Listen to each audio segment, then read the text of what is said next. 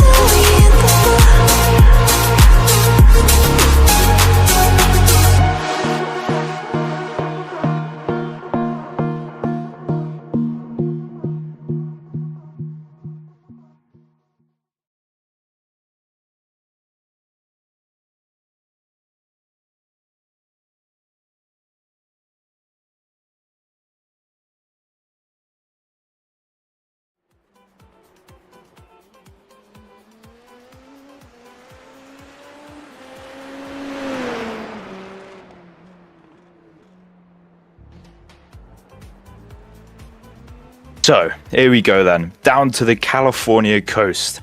Tonight we go to Long Beach Street Circuit as it welcomes us for round 5 of the Indy NXT iRacing series, brought to you by iCoaching, right here on the Velocity Online Racing channel.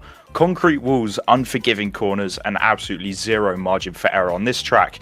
It demands perfection, and even then it might not be enough. It's going to be a 40-lap street fight on a stage that is 1.96 miles long this evening. Home this weekend of the real-world IndyCar and IMSA Sports Car Championships. It's fast down Shoreline Drive and it's tied in the hairpin. Personal space will always be a margin from these formidable concrete walls. My name's Jack James, and joining me tonight in the comms is the General himself, Howie Broers. With it being a 40-lap race tonight, Howie, how do you think the game plan would look in your head if you were lining up on the grid tonight? It's always about survival here at Long Beach, and it's always about staying within the walls. You can get passes down here. The long straights give you good opportunities if you have a run and some push to pass on people. So it might not just be a conga line, but there's so many very, very punishing turns. We're entering one of the most punishing for me on the camera right now, actually. The camber on the exit there. It's just absolutely brutal in many ways. But there's so much more. You mentioned the hairpin. There's the roundabout. So you're exiting turn 1, have to try and make sure you end up in the barrier straight away. Getting around others is tough, and getting perfect laps is going to take a lot of work. Yeah, you mentioned there the tight nature of the first sector, and thinking, if I was lining up on the grid here tonight, it would be a massive priority to stay out of trouble on turn 1. As I mentioned, we have 40 laps tonight to sort out the running order come the checkered flag, as qualifying, as we look on screen now, is well underway, with the top 2 separated by, well, we haven't actually got a lap for the top 2 yet, as the times are just coming in now as we watch the number 4 come across the screen. That is the driver from the Netherlands in the number 4. That's Kaya Ere Elderson, who goes top of the times with a 1 minute 12.733. That's going to put him 3 tenths ahead of the rest of the field at the moment. So strong start for the number 4. obviously getting a qualifying lap here. I find it easier to get a clean one in the books, actually, as long as you're not quite on the edge at all times, because there's no grass to trick. I mean, if you hit a wall, usually your lap's been compromised pretty much anyway. You'll want to take another run at it. The roundabout there, as we just caught on board, very difficult to get around other cars on, but you really want to push to the limit.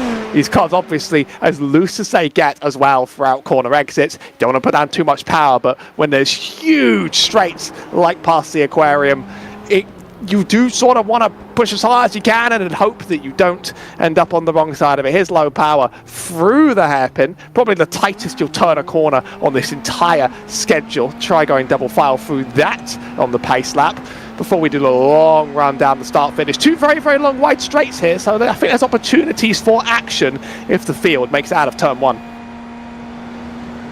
Yeah, as you mentioned, it's going to be extremely important to get the good run out of that final hairpin, to get any passing opportunity into turn number one, as the field is sort of starting to finish off their qualifying runs at the moment. It is still Rafael Lippi out on circuit, but he has finished his qualifying run at the front of the field at the moment by a mere half a tenth of a second to Kai Ere Elderson, who is in second place. So a very tight field at the top two places. The rest of the field, though, a little bit further back, Howie, and I think that is simply a case of drivers being comfortable as we ride on board with the 15. You can see the oversteer that he carries onto the back straight, low power, really dancing with that Indy NXT car there as he runs into the final sector on what I believe to be his second qualifying lap, and will be due a lap time from him any moment now. But it's really a case of dancing with these cars and having extreme car control. And also getting some of your corner exits right. There's a couple that really set up your momentum for some of the longest parts of this lap. So sometimes the difference can be made in the exits you get. Other times it really can just be about how hard you're willing to push up against the walls over here, because there's often more fear in these drivers and I get a clean lap in the books and then hang in there than there really is a desire to push to the absolute limit.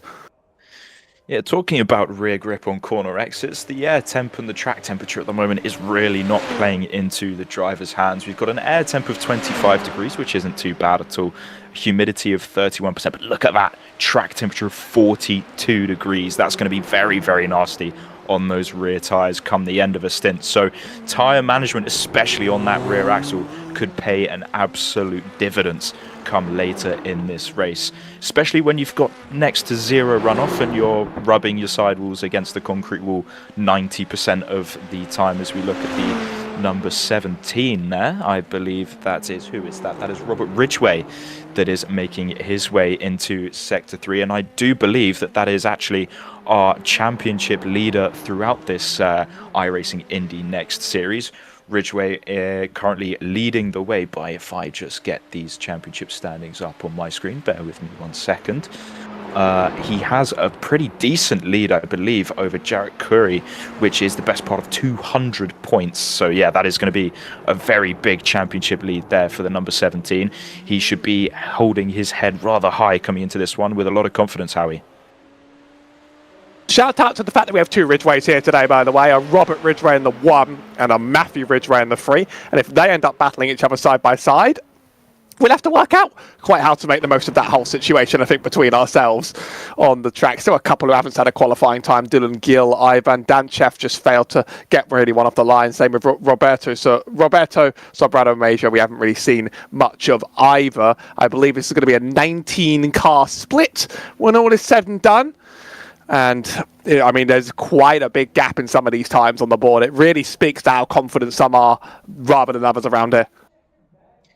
Yeah, I think I made a perfect example of getting the two Ridgeways mixed up there. I swear I could have seen a number 17 on the side of one of them, but maybe I was just looking at the wrong driver. Apologies for that. But as you say, Howie, the times here really sort of differentiating. You've got the top half of the grid, that, you know, the top three separated by less than a tenth of a second, and then you've got a little bit further of a gap down to those in sort of like the P4 to around the where are we now, P9 sort of range. But with qualifying now done and dusted, we will get the grid up and ready for you as they get ready to handle one of the toughest street circuits on the iRacing platform.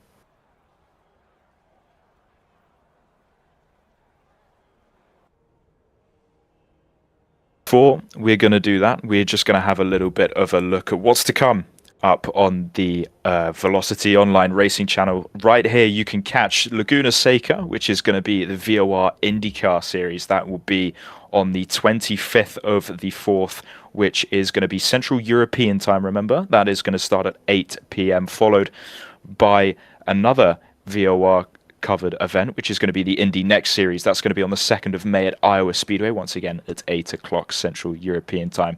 You can then find coverage of the International IndyCar League that returns to Talladega. That's going to be a cracker of a race on the 3rd of May. That's going to kick off at 3:30 Central European time. Then it's going to be back to VOR Indy NXT, which goes to the Indianapolis Oval. That's going to be an absolute cracker of a race. Make sure you don't miss that one on the 9th of May. And then the IR Indy NXT series, which is exactly what we're covering for you today, is going to be the Indy Road Course. So it's going to be a double whammy of Indy NXT action on the 9th of May. Make sure you don't miss that. But as the drivers on my screen are gridding up, ready for their run to the green flag, row number 1, pole position is going to go to Mr. Rafael Lippi with a 1 minute 12.2, and Kaya Elderson is going to actually snatch back that front row spot alongside. Robert Ridgway in the number 1 car picks up row 2, supported by Piotr Zabrowski. Please excuse me if I get that wrong, with a 1 minute 12.8. Very close at the front of the field here tonight. Row 3, Miles Brown in the number 5, accompanied by Harris Skenduri, excuse me, there in the number 12. Thank you. Let's go.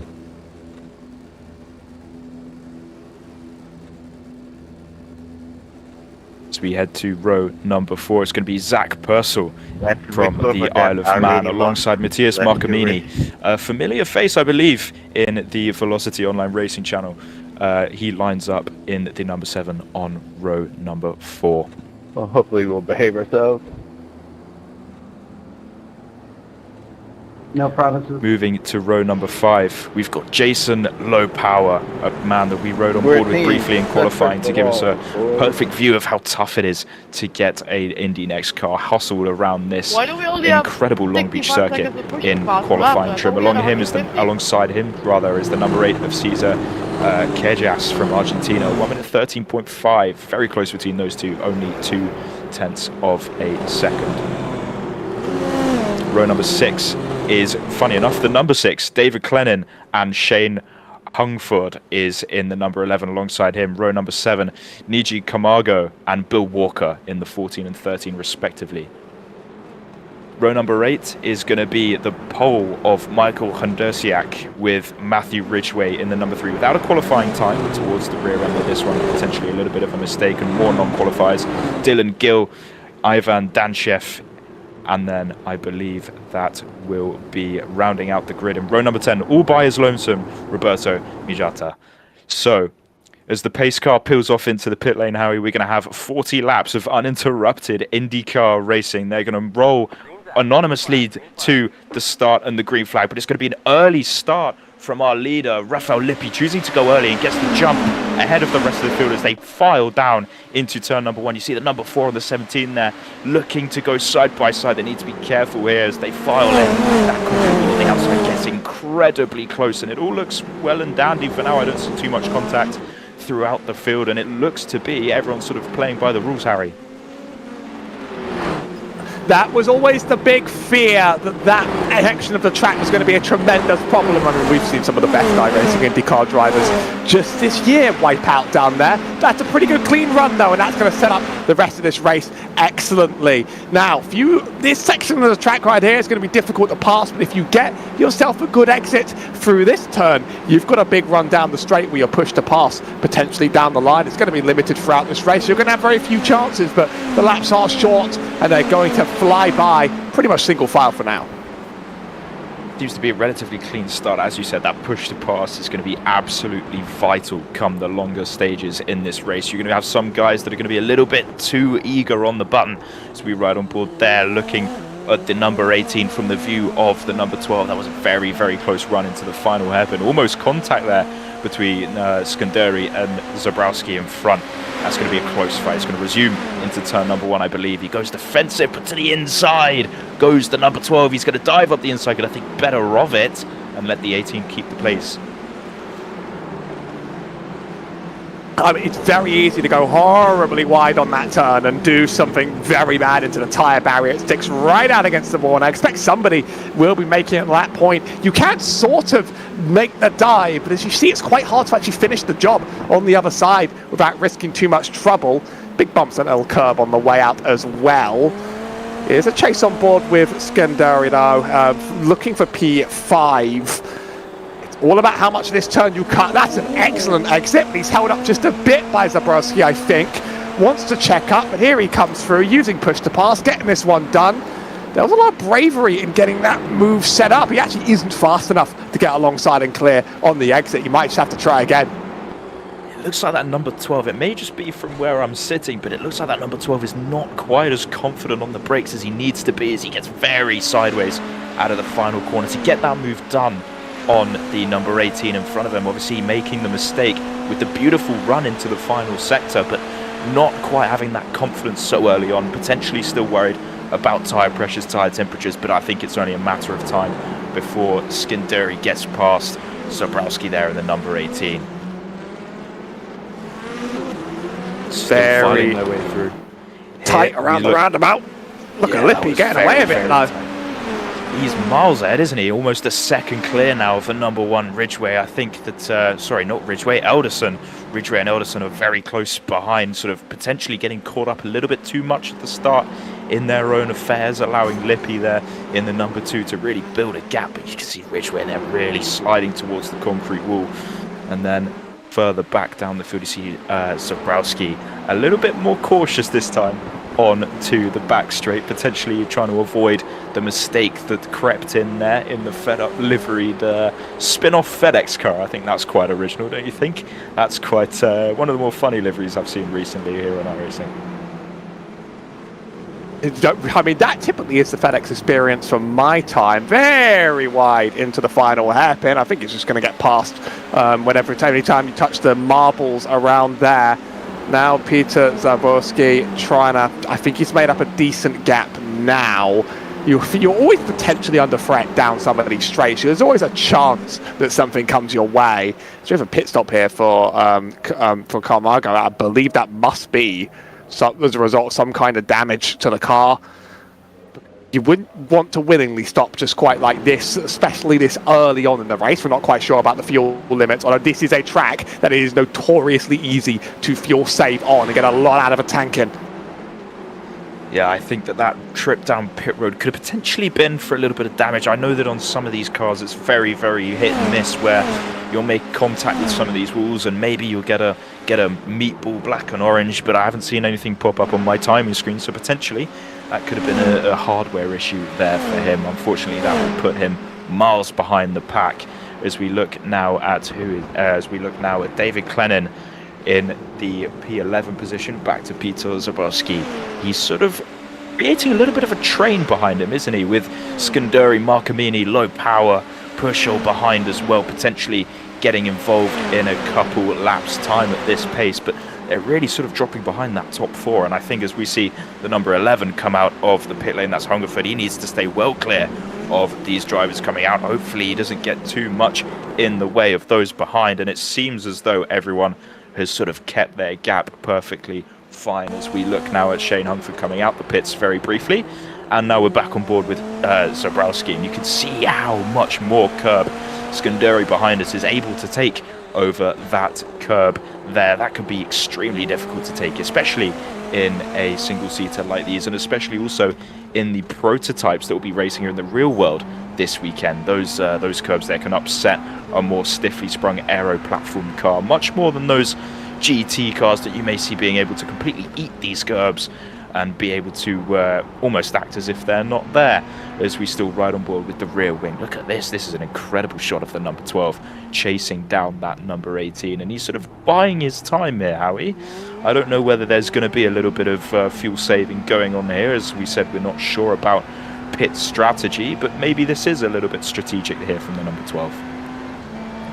You certainly don't want to be the edge of your fuel. I'm curious as to why we have had the 2 stops, because even if we would need them, I'm not sure you want to get it out of the way this early. Usually you'd want to save it as long as you possibly can and then just get that done at the very end. It's very likely little wall scrapes have done just bits to the aero, and then you need to go get those wings replaced. Nothing quite like understeering around the track.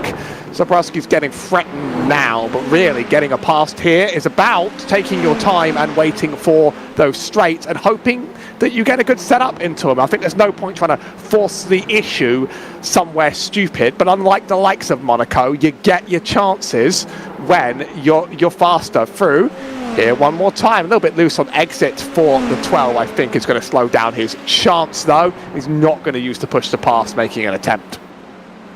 Yeah, they've sort of built a pretty good gap to Marcomini behind. I believe that you know, has potentially led them to sort of lead their own race for now. As you see a micro lock up there from Zabrowski in front. He's doing very well to soak up all this pressure from Haris Skanduri in that number 12 machine. Very, very well done from him so far. But Skanduri maybe, yeah, we saw that he had chances earlier on in the race, but he sort of didn't quite take them almost. You know, he was very sort of easy on the brakes, backing out of it a little bit here and there as we look now forwards to Robert Ridgway. And yeah, it says on the timing screens that he's driving the number 1, but quite clearly on circuit he's in the number 17. So I wonder what's going on there, whether he's got his custom paint on there as he goes up the inside actually of the number 4. That's Kaya Eric Elderson, who's lost out there to Ridgway, but he's going to come back on the undercut. He's going to be the over-under. Watch for the number 4 to hit on the brakes and try and do the same again. Out onto the back straight. Are they going to be on the button? Yes, we are. We're right on board with Elderson in the number 4. You can see that green bar at the bottom there. That means he's on that push to pass, trying to find a way back past that number 17. Up the inside, up the curb, over the curb, and actually flying over the curb and flying straight back into second place. But it's not going to be for long. Ridgway has something else to say about it, and all the while, look who's coming back into this. Miles Brown in the number 5, Howie. There's already marbles absolutely everywhere, and both drivers are using the push to pass, were using the push to pass against each other down that straight.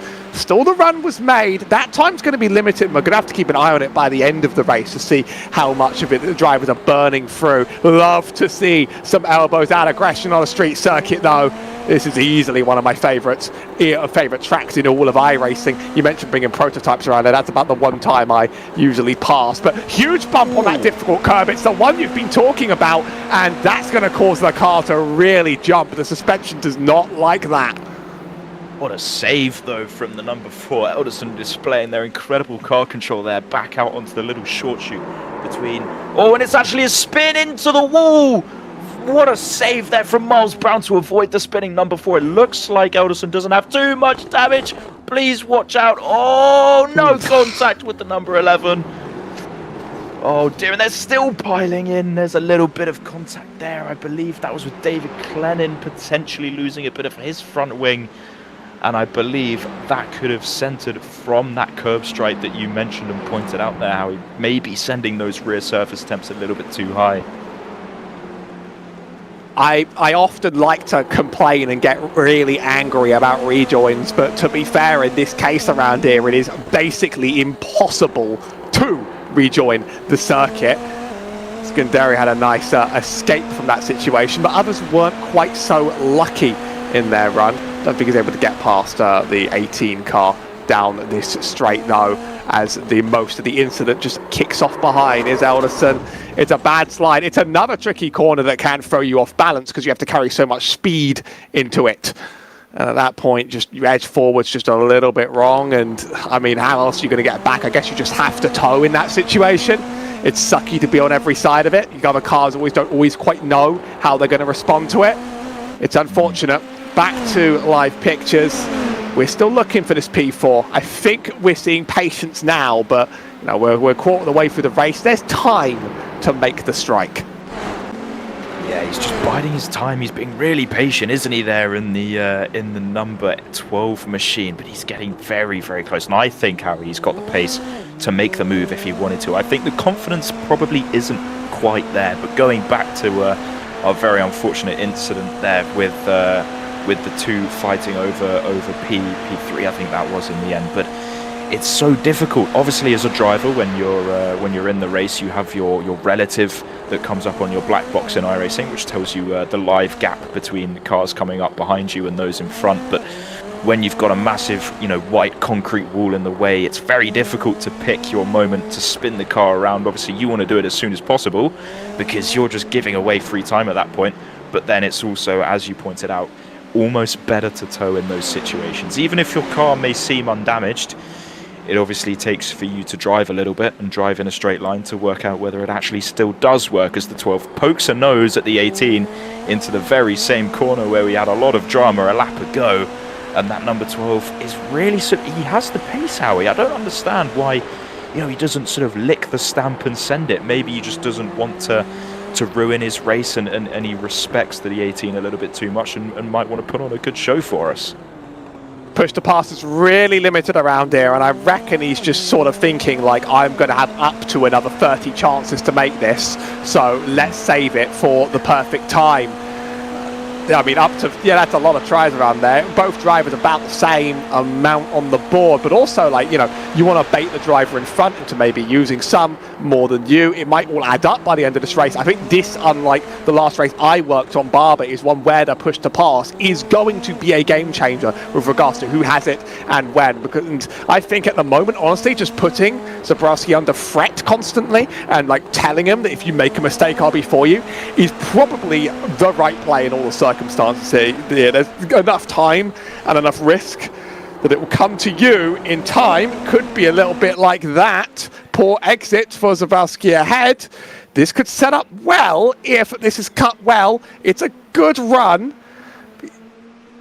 He's not on the button. He is on the button now. Both are down the straight.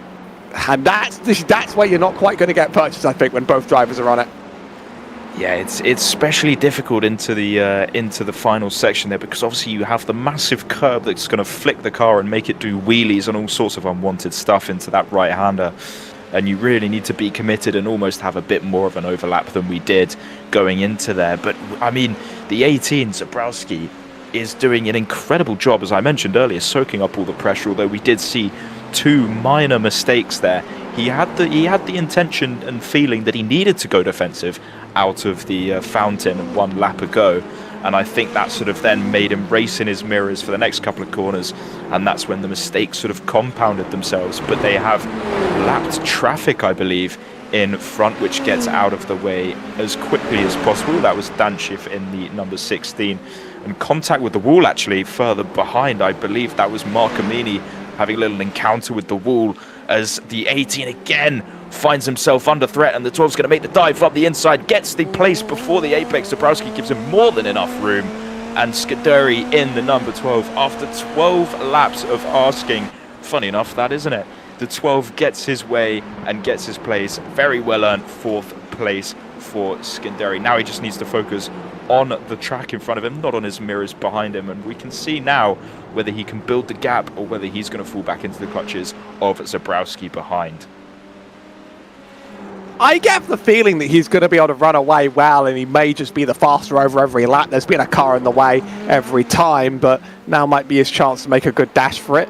Lippi has played a dominant run. These often can happen at Long Beach. I mean, I think once you get a few good laps and you make enough distance between you and the next car, it becomes kind of easy. His fastest lap is a 12.8. Behind, it's a 13.2. So that's how much faster his fastest laps are. But then when you look at the last laps between the two, now Lippi slowed down his pace. That's low power in the wall. That's going to have hurt the suspension, I bet. It looks like from the pictures we're seeing, it looks like the car is a little bit bent on the right-hand side. The wing is still attached, luckily for him, but with a bent wing, that is still anyone that has played a couple of races or driven a couple of races with a Formula car on iRacing. You notice that a front wing that is bent is, it might as well not be there. The lack of performance you definitely feel. And now that's going to make his job a whole lot more difficult, defending from the number 6 of David Clennon and the number 8 in turn behind, as they create themselves a little trio, potentially to be a quartet with Dylan Gilles in the number 10, looking for a way past, as well as actually Elderson is now going to come back up the inside. Elderson is a lap down, I believe. I don't really understand what's going on here, actually. How you might need to help me out with this one. I'm seeing names and cars and combinations all over the place. I mean, it's good racing, but I can't figure out exactly who's where. Elderson made a stop in the pit lane earlier, so naturally a lap down, and just sort of among the rest, was one of our fastest qualifiers, so is naturally a very, very fast driver and has the pace to stay among the rest. Right, got it. As we're going to see a replay here, I believe this is going to be, yeah, this is going to be the spin from Elderson. So this is why he came into the pits. I mean, luckily he's managed to spin the back of the car away from the concrete wall. And you can see there that the car actually doesn't look too bad until Hungerford decides to merge cars, I'll call it that. And then, yeah, he does lose the front wing, does the number 4. So that would be the meaning for his trip down pit road, as I believe now we're going to have a look at what happened to Low Power. It's going to be through the fountain section. And there was a very slow car on the left-hand side, Howie, and I think that was probably a more avoiding action rather than driver error. As long as it's in one piece, you can just accept a spin or accept a slide and just think, that's not the worst thing that could have happened to me here today. Usually that's sort of the response at Long Beach. I mean, compared to some other of the world's most famous street tracks, this is arguably one with more space than most others. So it gives opportunities like that. Low Power still an 8th up ahead. Zach Purcell, oh, that is another shot of the replay. So he actually tries to get the pass on the inside of Zach Purcell, and maybe someone else because he gets past, maybe Mark and Mimi, but he doesn't get his opportunity to get past in any fashion nonetheless. As we, this is live pictures once again, and that number 4 in front is actually a lap down. That is Elderson, who did make the pit stop for the reasons that we did just display on the replays. So he's now carving his way back through the field, albeit a lap down, trying to gain a lap back and trying to salvage any sort of result that could be possible as we look back to the number 12. And just having a look at the recent lap times, yeah, Howie, you were right. The difference in pace is, although their best laps were very, very similar. A 1:13.5 for Harris Skideri and Peter Zabrowski only managing a 14.1. So that gap is due to open up even further, I think, over the course of the next few laps. But looking to our P2 man, that's Ridgeway. That is Robert Ridgeway, that is, to specify which of the Ridgeways that is.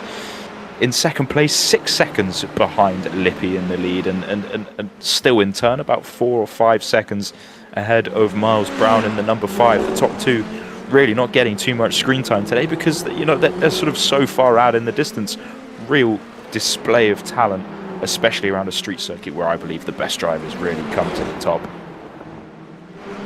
We've seen Low Power, by the way, drop out of the session after a crash. I've not quite seen the details, but that's actually our first meatball flag of the race, not our first driver to leave, but the first to just decide that damage is a little bit too much for me. Might be able to work out what quite caused that, but on the track, the racing continues, and as Low Power is out of the car, in fact, and there is meatball-worthy damage to that thing. Here it comes. Oh, it's another lock-up, and that's a hard shot into the wall. That will cause enough suspension damage. You can already see the thing's off kilter now. It's bent all over. Yeah, he's missing a wheel. So that actually can be a too much damage. We're done call by iRacing. And then how are you going to make it even around the hairpin? Sorry, no. I can't turn right. Give us the Austin Powers maneuver in and out of here. Just about backs up. I don't think he collects anyone else. He's not like he's got anywhere to be anytime soon. You know, we can wait for the biggest gap possible. It is a shame, but it's a testament to what this track really does to you, I think. Yeah, it's once, you know, we're 17 laps into this one now, and it's one of those things where you're almost in a tunnel. Everything's just coming at you so quickly. Everything's in such close proximity, and any lapse of concentration, because, you know, the confidence difference seems to be a little bit higher than most circuits. There seems to be a difference in pace. Drivers tend to sort of run a little bit more by themselves, and we're seeing that with sort of larger gaps throughout the field. And I always feel when I drive here, when I've got a big gap in front, a big gap behind, you know, there's no reason to really stay focused on the actual driving aspect of what I'm doing. I'm always, you know, maybe going a little bit deep here, a little bit, you know, messing up there, having too much of a slide run here, eating too much curb there. And I think potentially that could have been what did it there for low power. But he, unfortunately, was not the only one that was having a little bit of a whoopsie, as I caught on my screen. The number 10 of Gilles having a little bit of a spin out of the first sector into that little short shoot with the awkward curve that we were talking about earlier. I would imagine maybe a little bit too trigger happy on the throttle pedal for him, as I believe we're going to get a replay of this now. And there we see it. Yeah, it's been quite late in the corner actually. Maybe it was more throttle application than curb usage, but very nearly avoids the wall, and he's back running, pointing the right direction. Not too much damage for him.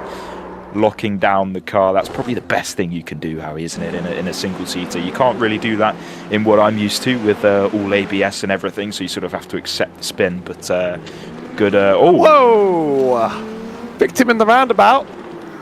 I think we're all getting away with it. Yeah, we're all getting away with it. Now, the thing about the turn that Gilles spun on is that turn, the camber falls away from you the second you actually make it past the apex. It's bent away from you, and that is enough to unsettle many, many cars if you're not quite aware. You sort of jump over quite an angled hump. These are not very well-paved streets all over, and that can cause some mistakes. Here, this was Roberto Sobrano Major, by the way, and here was the incident. Must have gotten away with it with no damage. He's now 2 laps down, so I think he's just trying to survive and hope for more attrition down the line. I am impressed we haven't had a roundabout pile-up. I'm happy about it. There's nothing that could deflate a race quite like a pile-up, but he said it hard into turn 1, into the roundabout, and that's unfortunate because I don't see the mistake that would have caused that. I was going to say that, you know, look, going into turn 1, he carried a lot of speed through there, and you saw the steering angle. It was almost as if he didn't turn into the corner. Ooh, rejoin a little bit scary there, almost trying to cover off the, that must have been the 13 car, that must have been, trying to cover him off. But, you know, he was really carrying the minimum speed through turn 1, potentially with the brake bites a little bit too far back. And one thing I've noticed in iRacing across the board, not necessarily just the single-seater stuff, is that the tyre temperatures are exceptionally sensitive, and with it of a track temperature of a nice and toasty 38 degrees, although not being as high as it was in qualifying, we still do have extremely high track temperatures here this evening.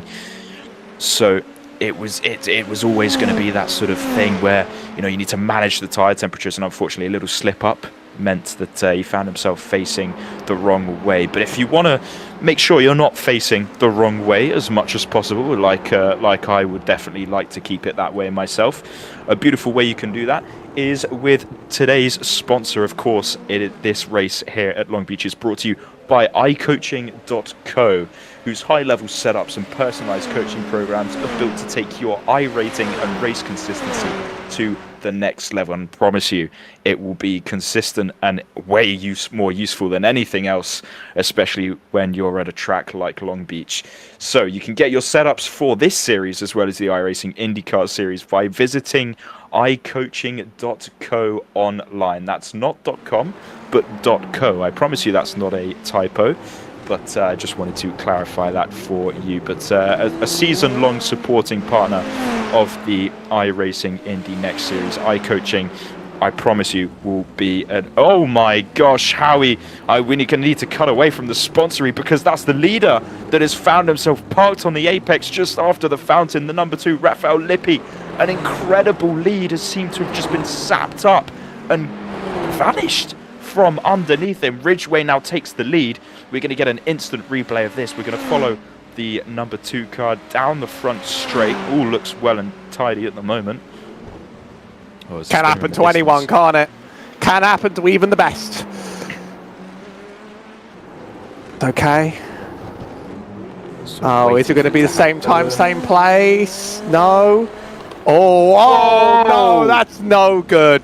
That is no good. That's actually a meatball for Major as well, but now that is going to frustrate you as a race leader. That was a very unpredictable lapped car on your way. You sort of go one way, he tries to help you, covers it off, And now Lippy's got a mountain to climb. So yeah, that car in front is toast. That's done. Don't think Lippy is seriously damaged. I was going to say the race is on, but actually in real time, Lippy's falling back and by quite a bit per lap. So we'll have to keep an eye on whether he's even running at his pace all over the track. I mean, it's like, it's not like an intentional block. You wouldn't do that to the leader, but that's a really rough block. I mean, if you guess you don't have control of the car in that point, and it just sort of veers off in an unfortunate direction. It's just a really, really bad time and place. Now he's actually under threat from Miles Brown. Yeah, he's been so comfortable to leading this race, but now he's found himself very much so on the back foot. And this is where you really see, you know, the great drivers from just the good ones. Hopefully he can still prove his worth by keeping that number 5 at bay, but it's going to be so difficult with that aero damage. Yeah, it's going to be, you know, the number 5's on the button and he breezes past the number 2. It's going to be not even a contest into the final sector of the lap. It's going to be Miles Brown easily up into second place. And what was really interesting while watching the onboard there of Major was the fact that going into the fountain section in that sort of little left-hander, I saw on the replay that he actually locked a rear left tyre. I wonder if that was a brake bias issue or whether that was just a replay stutter or an iRacing quirk that I haven't quite picked up on yet. But that was something that just caught my eye and potentially could have caused him to go wide. And then obviously it was a domino effect from there. But obviously Miles Brown and Robert Ridgway are not going to be complaining about that little accident for Lippy, who still is quite impressively hanging on to the coattails of not Scott Brown, that's going to be Miles Brown. And we now look to the leader, Robert Ridgway. Started on the second row of the grid, but managed to keep his nose nice and clean. No slip-ups so far. The championship leader proving why he is the championship leader, and now finds himself with a lovely 6.5 second gap, 23 laps into this race. Just over half distance, Howie, and I believe we're still nowhere near done with the rate of attrition that we've seen so far. Something has to be wrong with Lippy's car. I don't see any other reason he's dropping off pace this much, having lost the P2 now and being a second back from Brown. I reckon this would literally, there is something just wrong enough that like he'll be able to hold on to anything he can get. And that's, you know, an unfortunate place to be because I'm not expecting a scheduled pit stop on the track. And so we've been catching another driver we followed throughout the race, Peter Szawarski, who has been a part of a very, very fun battle.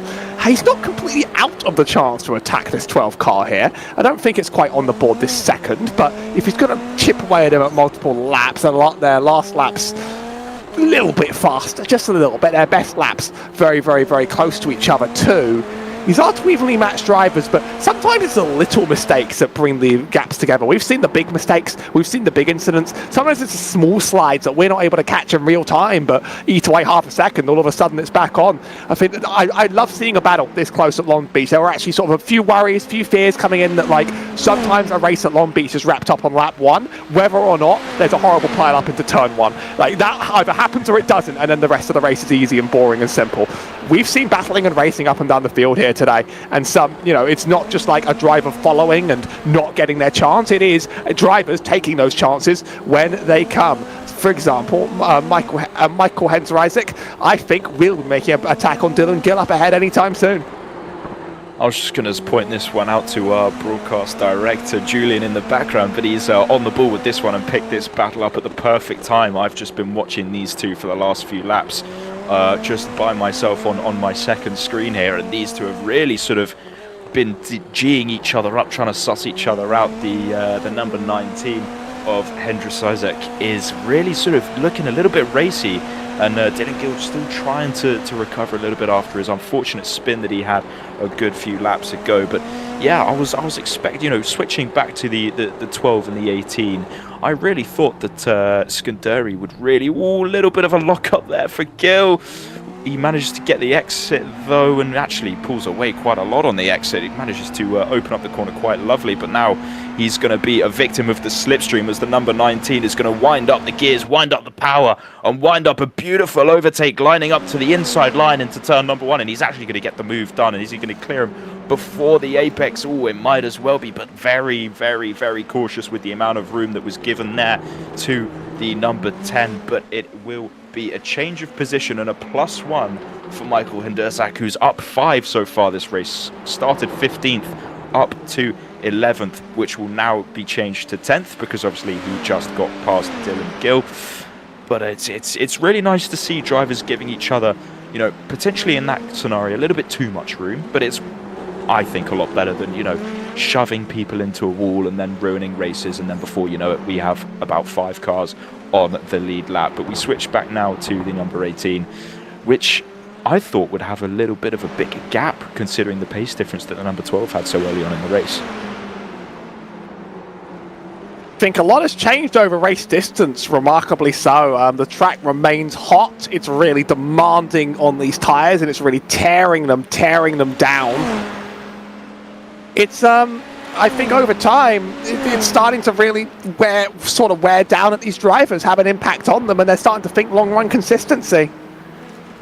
Yeah, I think that could always be a good factor of it. Actually, you know, good thing you pointed that out there, Howie, because the number 12 was so quick at the start. But you know, looking at the lap times now, then near enough, very similar on pace. So it could have been a sense of Zabrowski was really just saving his rear axle and saving the tyres to be able to really charge and make his offence later on in the race, potentially when it's a little bit less chaotic and you can be a bit more aggressive and people will give you room.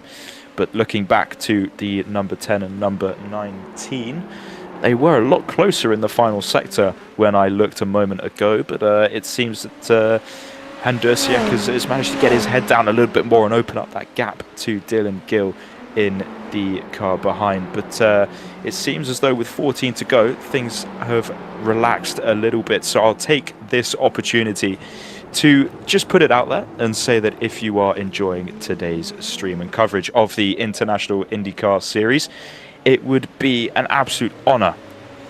Indy NXT iRacing Series.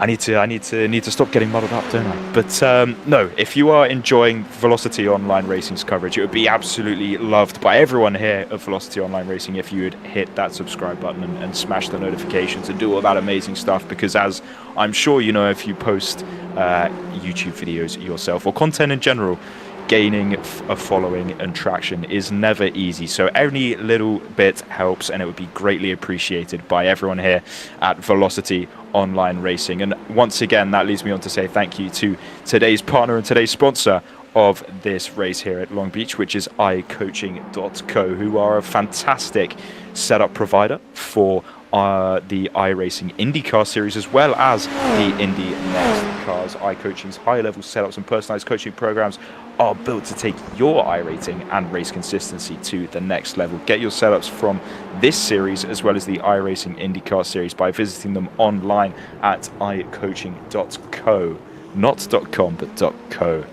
So, sort of looking rather a little bit further down the field, actually, I'm spotting a little bit of an interesting battle brewing here between the number 4 and the number 7. Although they're not on the lead lap, but they are having a little bit of a close quarters battle, as well as the number 10 and the number 19.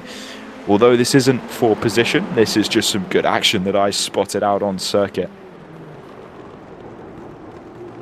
There's always something good happening out here on the track, I think. It's been an extremely, extremely good day out here. This is Markham Mimi we're looking on board with Zach Purcell behind.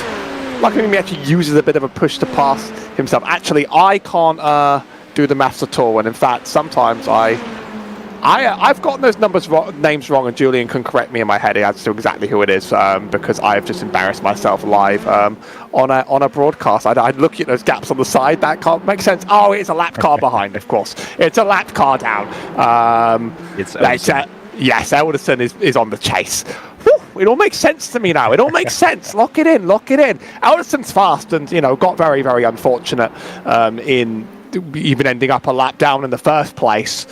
That's a car that maybe wasn't too bad in the incident, was able to get repaired enough in time, and so it's just sort of hanging around would hate to see Ellison take someone out, but there is a car to be potentially chasing, and there's positions to make up when someone else makes a horrible mistake. Yeah, of course. I mean, it was actually quite smart driving, I would have thought, from Elderson. The way that, unfortunately, he did spin. Don't get me wrong, but the way he sort of swung the car away from the concrete wall, saving that rear wing and sort of hitting the wall side on rather than rear on, must have saved minutes and minutes and valuable minutes at that of repair damage that he was going to have to take regardless. But it wasn't really, and no damage was done as he actually goes and looks for the inside. This isn't for position, remember. Marcomini doesn't really fight it too much and actually gets quite close to the outside tyre barrier himself. But I think with these two sort of being in a little bit of no man's land, Marcomini with some connection issues there in the background. Hopefully that doesn't persist and sorts itself out. But this is an interesting battle on track regardless. I mean, it's two cars fighting each other. What's not to love? So we look back at a very similar livery car, actually. That is Dylan Gilles in the number 10, who's still trying to retch and nab that position of P9 off of Hendersiak, who is in front. Just having a look at their lap times, they are very, very similar. Dylan Gilles only pipping 1/10 out of the gap in front to Michael in the 19 that time around. So these two are very, very evenly matched. And with 10 to go here, Howie, it seems that everything is sort of starting to reach a little bit of a stalemate. I think everyone just wants to get to the end of this race now, not take too many risks. They've done the hard work, and now it's just converting wherever they are into a solid race result. Being our closest battle here, this is Dylan Gilles and Michael Hendricek, and I just wanted to point that out to say that I don't always get it completely wrong. This is one of a chance. I do think Zabrowski on Skinderi has a chance as well. They're both sort of within that second window, but it's going to also be depending on the push to pass. I think people have been using quite a lot over the course of this race in order to try and get those battles done early, and now they're trying to save down some in the tank in case the opportunity comes. As the race settles down, it very much becomes about run your lap times, don't run into the wall, hope that good things happen to you. As you can see on the board, a few drivers have used a lot. Sayers has used the whole lot. Some have more to go. I mean, Purcell's got plenty. Ridgway up in the lead is using his last set, and here's Dylan Gilles only with 7 seconds left. This is just going to make this battle hard for him. He just gained about half a second very, very effortlessly, but if Michael wants to defend, he can just defend endlessly forever up ahead, unfortunately. Yeah, that's 7 seconds. It's going to be sort of like your golden ticket, you know, you're going to have to cash that in, and once you've committed to it, you can't really then sort of turn it off and go, it's not really, I'm going to wait for another opportunity. You know, you've only got 7 seconds. Once you're on the button, you're committed, and that's going to be it. As they're actually about to get lapped by our race leader, Robert Ridgway, in the 17, which comes up as number 1, but it's a personal pain thing, don't get me wrong. That's a little bit confusing, but nonetheless, this is the man that is leading the race. So Dylan Gilles will have to give way to Ridgway at some shape or form. This isn't a league, so there's not going to be a penalty if Gilles wants to take his own racing line, but he's going to lift, and Ridgway finds his way up the inside. Gilles gives him the space, no dramas there whatsoever, but unfortunately now that does drop the number 10 that little bit further behind the 19 of Hendersiak. So I think that is going to be a deciding factor with 9 to go. I don't quite think Gilles will have the raw pace now that he's out of the draft to really gain back on that car in front. But it could be swings and roundabouts, because obviously Ridgway, the race leader, has to make his way past that number 19 as well. Now flicking back to a battle we've been coming back to and visiting all race long. That is Skinderi and Zabrowski. Skinderi briefly on the push to pass there to solidify his gap in front, and these two have, I would imagine, be starting to get quite sick of staring at each other's rear wings and front wings and you name it. Quite literally what it says on that number 18 car. Fed up of looking at Skinderi. Really are starting to run down in time. We're about 9 minutes on the track now. And these two I've loved that they've just been back and forth. You ever think about, by the way, have you ever like seen, there's this incredible Easter egg inside that logo on the back. I don't know if you've ever seen it, but inside the little E, there's a little round semicircle. Anyway, here's Dylan Gilles. Here's Dylan Gilles, who actually is willing to make ready to make a pass on the track. He's been fast at it despite being a lap down, and this car ahead, I mean, he's still this is for position now. He's actually been able to push his way up to Michael, which is very, very, very impressive. And I reckon he's going to make a big swing for the fences at one point. He's been threatening it for a very, very long time. Yeah, as I said a lap before, a little bit of a tap on the wall there. I don't know whether that was netcode or avoiding action or God knows what. Hopefully there's no damage for Dylan Gilles because he'd worked so hard to get back up to the rear wing of the number 19. But I don't know. It didn't look like there was damage to the front of that car, but potentially there can always be a little bit of, you know, we've got wheel damage and then the car doesn't turn right or the car doesn't turn left, and when you've got no runoff, you're going to have to be lifting and giving up time left, right and centre. But it looks like he's dropped back to about a second behind, and it looks rather stable there actually at the moment through the lap, and actually gaining a 10th now on Hendesiak in front. So I believe that that was simply just a little bit of driver error, and hopefully he can mount one last do or die charge with 7 to go. Riding on board with the number 18, Zabrowski, into the final sector of the lap, staring still at that rear wing of Skanderi in front. They have traffic to contend with, or that is actually not traffic, that is for position, is it not? Is that Lippy? No, it isn't. It's not Lippy, excuse me, that's Walker, a lapped car.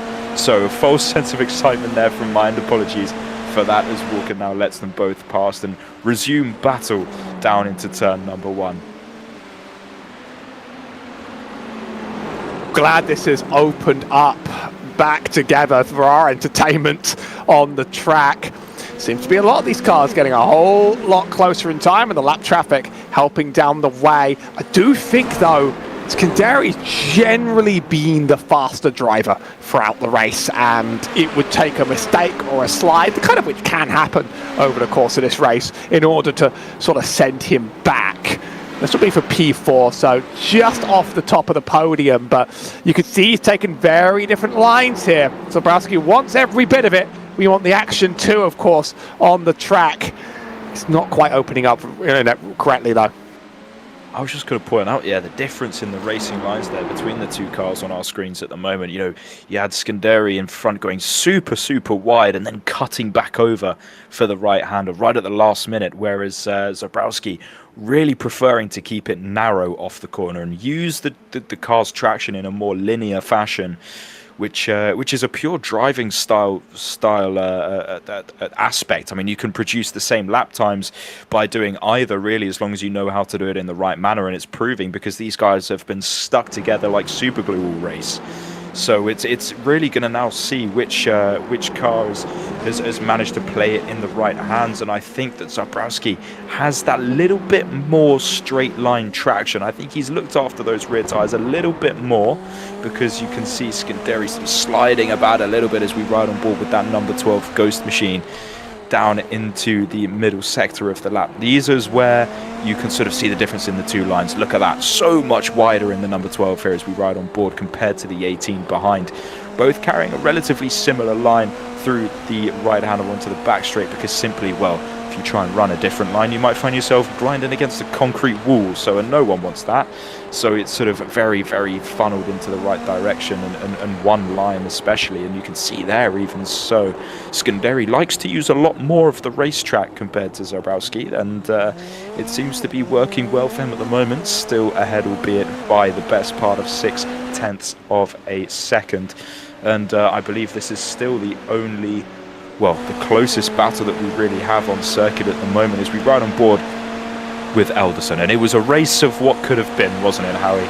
We had that little mistake earlier on in the race, dropped it on his own accord, no contact, and ended up having rather a horrible time against the concrete wall and losing his front wing, which sort of sealed the fate of his race, didn't it? And he showed great pace from there as he goes side by side with Walker. I believe that potentially was actually for position, but right at the bottom of the leaderboard. Yeah, it's one of those, just take what you can get from the situation and try not to lament it too much. I mean, we've had 5 drivers actually leave this race because of the attrition, so better case scenario, I think, is just to at least get out with some points, with something on the road. It's going to be another win for Ridgeway, but it's arguably going to be one that he didn't have to make the pass for. He might not have even been the fastest throughout the whole race, but he was the most consistent, he was the safest, and now he's pulled away so far from the field, 12 seconds, that even I think a minor oopsie would pretty much still guarantee his place. How are you feeling about Zabowski's chances here? He was passed earlier in the race by Skendry, so that's been the dynamic between the two, but he's certainly not done. No, I wouldn't say that he's finished. He's definitely, with 3 to go, you can see he's really tucked up under the wing of Skendry. And, you know, it may look like on our screens that he's sort of biding his time and trying to find the gap. But a lot of the time, when you're the one driving the car, you're constantly pushing at 10 tenths, really trying to gain any sort of performance you can and really maximize every traction zone, every braking zone. And you could see there, look, a little bit of a twitch there from the 18 on the traction. And it's just going to be a little bit wide, in fact, from Skendry in front. Could this be a time? Yeah, we're going to go on the button from Zabowski, the 18. This is going to be a run. This is going to be his challenge to the outside. Along the back straight, it's going to be a massive dive around the outside. What a move! Oh my word, we said that his move was definitely going to be one to watch, and one had been brewing for a while, and what a way to do it. Nicking back the position, back up into P4 with 2 laps to go. Zabowski, what a move, my friend. On the button, maximised every little ounce of mistake that was there from Skendry, going a little bit too wide onto the back straight, having to lift out of it. But now he needs to focus on the defence, because here comes that number 12. Is he going to dive to the inside? They get very close, the rear wing, almost pushing him on the entry into turn 1, but he's going to hold the position, the number 18. Zabowski, my friend, you can be very, very proud of that one. There, of all places. I mean, usually I'd want this done in the middle of the straight. I mean, there is just about enough space. Just about enough if you're bold enough, but this just requires you to have total trust in your opponent. Total trust you're not going to be run out. The speed gap makes all the difference, but you still had to do something pretty wild to get past and around there, and spectacular moves to finish out this race. Now here's, as ever, it seems to be very typical on the track that we don't talk about the leader of the race very, very much. But here comes the final lap for Robert Ridgeway in the, is it the 1 or is it the 17? Really? Who could ever truly know? It's very rare that you get custom number mismatches in open wheels, I'll be honest. You see it all the time in NASCAR leagues, but you don't see it very often in these cars. Either way, I mean, he was able to seize first place. He moved up 2 from where he started, seized first place on the road after incidents. And now he's going to take the spoils of being clean and consistent. And actually, you know, I did actually talk him down a little bit. He actually would go on to run the fastest lap of the race. One of the only 2 112s. The only other 112 was Elderson. So he certainly turned on the heaters and proved he deserved his P1 after he got it. Yeah, it's going to be a fantastic performance from Ridgeway. I mean, not the way that he would have wanted to win the race. He would have wanted to do it on track, but at the end of the day, a P1 is a P1 nonetheless, and it's going to be a result that he may not have expected for Robert Ridgeway, but he's going to come out the final corner. He's going to weave from left to right, and it's going to be heyday for our championship leader, who is extending his lead at the top of the table. The number 17 wiggles his way across the line. It's going to be a fantastic performance from him. It's going to be a 14.3 in terms of lap time to round out this race. It's not going to be a purple lap, but yeah, well, I mean, he didn't really need to prove too much, did he? 12 seconds the gap at the end of the race to Miles Brown, who comes across the line in second place, followed by a very unfortunate Rafael Lippi, who some may argue this race should have been his, but unfortunately some miscommunication with a back marker sealed his fate around the halfway mark. Really, really, really unfortunate for him, but it's going to actually be Peter Zabowski who does, in the end, hold off Skendry for P4. That was a race-long battle that was incredible to watch, I must say, but looking at our race winner there on your screens, the number 17, the number 1, it doesn't really matter, because we all know that he is number 1 at the moment and will stay number 1 at the top of the table. 20 laps led, half race distance sat in the number 1 position for Mr. Ridgeway, and that is a race of dreams, really. No on-track overtakes needed, no contact, no big squabbles, no real drama, just a clean, fast, consistent race to earn him more points, and I believe now he is going to make his way to the start-finish line to do his very well-deserved donuts. Why not just set those tyres on even more fire, you know? And we're not going to need them for anything else at the end. Just keep it out of the walls. It's very, very easy to do your donuts wrong here, and he spares himself before embarrassing himself just a little bit more. Can't get those done quite perfectly on the road, but it's a good run. It was a great performance. And yeah, another race where the winner ends up being a little bit anonymous on the broadcast, but doesn't mean they earned it any less. Yeah, fantastic performance from him. So anyway, we're going to move on now to the results of round 5 here at Long Beach for the iRacing Indy NXT series. It's going to be, is it the number 1 or is it the number 17? I'm going to call him the number 1. It's going to be Robert Ridgway that takes the win from Miles Brown in second place. Rafael Lippi, well, a race it could have been for him. Comes home third, very good points anyway, with Peter Zabrowski with a fantastic move to steal the 4th position away. Surely that's going to feel like a win for him against Harris Scanduri, who comes across the line in 5th. Matthias Ezekiel Marcolmini comes home in P6, just ahead of Zach Purcell. Cesar Kejas comes home in 8th, funny that, the 8th finishing in number 8 position. Michael Hendersiak is going to hold off Dylan Gilles after a fantastic battle again to round out the top 10. Further down the field, we had Kaya Ere Elderson, another race that was ruined and taken from us so early on with that unfortunate spin into the wall, and then contact sort of sealed his fate with a trip down pit road. Number P12 goes to the number 13 of Bill J. Walker, with Ivan Danshev in 13th, David Cleenan in 14th, and then I believe we're now into our retirements, which are Roberto Mega, Jason Low Power, Shane Hungerford, Camargo in 18th, and the number 3 of Matthew Ridgway rounding out today's results in P19.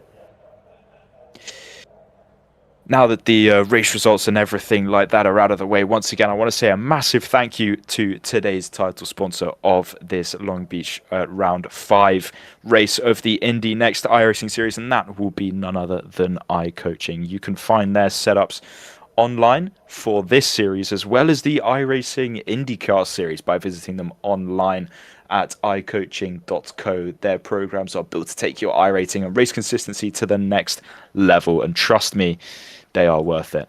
They provide incredible lap guides for us in the past here on the iRacing IndyCar, not iRacing IndyCar, excuse me, I'm making the same mistake again. I'm too tired, I need to go to bed.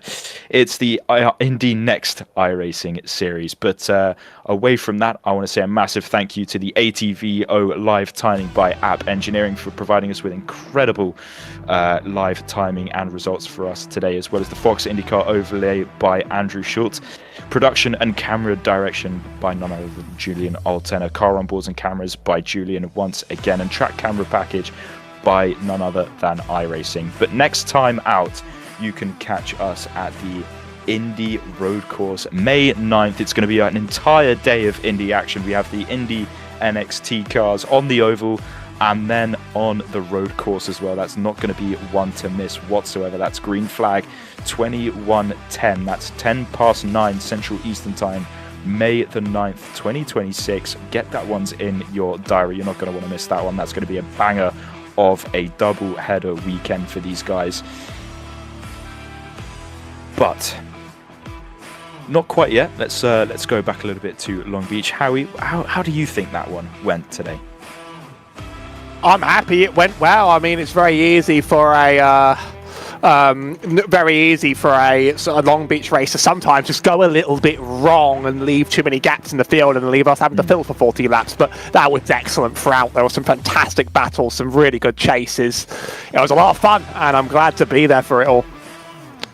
Yeah, we had a lot of racing and a lot of close battles throughout the field, and it was really fantastic. I mean, no real classic Turn 1, Sector 1 pile-ups there for us today, this evening, and that's something that you always want to see, and drivers giving each other a lot of space and respect as well on and off circuit. But the next time we'll see will be on May 9th for the iRacing Indy NXT series. Until then, It's going to be a massive thank you for watching from myself, Howie Burrows, and Julian Ortena on the board, the fantastic producer picking up all the action for you tonight with the camera angles.